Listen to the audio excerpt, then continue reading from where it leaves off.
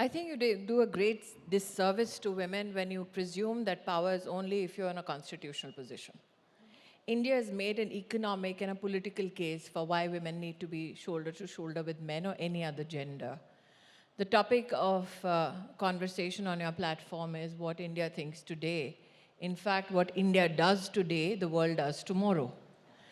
And what India has done significantly for gender is make a case for women who are emancipated across all walks of life.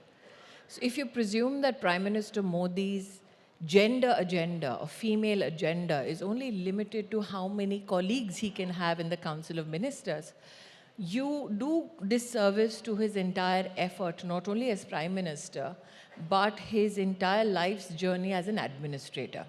Now, I've had the greatest of privileges to see him function as the Chief Minister of Gujarat and as the Prime Minister of India. What did he do in Gujarat, which now finds resonance across India? He's one of the first people in the office of Chief Minister who ensured that there is a digital interface with citizens across all districts. He then ensured that there was a digital interface where medical infrastructure in a district, along with medical infrastructure right up to the level of panchayat, combined efforts to look after women and children, and especially their health. There was something called e-Mamta, which he did as the Chief Minister of Gujarat, where from the day a woman registers herself to give birth, to ensuring that she is encouraged to deliver the child in a medical institution and not birth at home. That is something he started 2 decades ago. Now, what happens when you encourage pregnant women to deliver in a medical institution? You curb the death of the mother at childbirth and the death of the child if the child is born with some medical complications. Now, many people presume that Prime Minister Modi at the national front is now doing projects like Pradhan Mantri Matra Vandana Yojana, wherein 3.5 crore women have had cash transfers into their bank accounts up to the level of 6,000 rupees, only so that the day they take leave to go and see a doctor is compensated.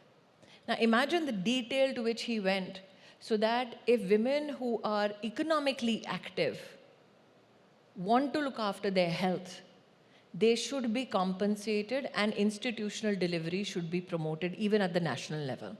So what he did in the state today finds national success.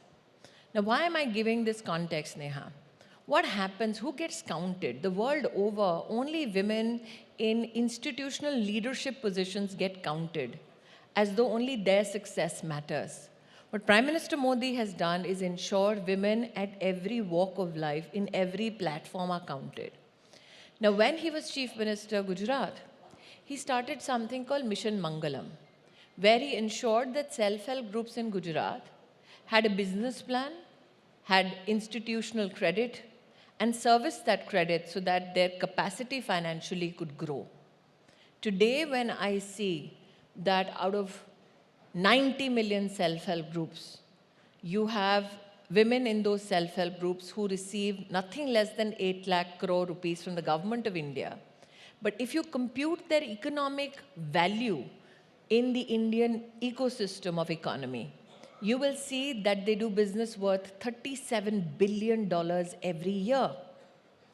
Shouldn't those women count? So when Prime Minister Modi says that these 90 million women in self-help groups matter, there are many who've still not done the math of the rural economy impact that these women have.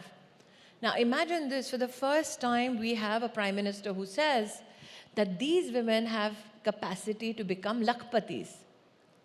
The nomenclature itself is not gendered. It favors a man. It's a lakpati. So he talks about financial ambition. Women were always spoken about from an aspirational and emancipation point of view, as though they are waiting to be rescued. What Prime Minister Modi has done is make them equal partners in your economy.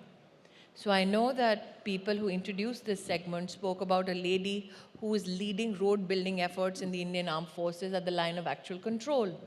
But you also have not heard the story of, for the first time, Prime Minister Modi ensuring that the labor code allows companies to hire women for underground mining. So those are the stories that need to be told, because these women at leadership positions in underground mining, in space technology, matter. So yes, what the women in the Council of Ministers is just a political reflection, but the reality of what Prime Minister Modi has managed to do at the grassroots is enormous, and that's why I'm hopeful that what Prime Minister Modi in India has done today, the world should do tomorrow. And I say this because we have created that platform even during India's presidency at the G20.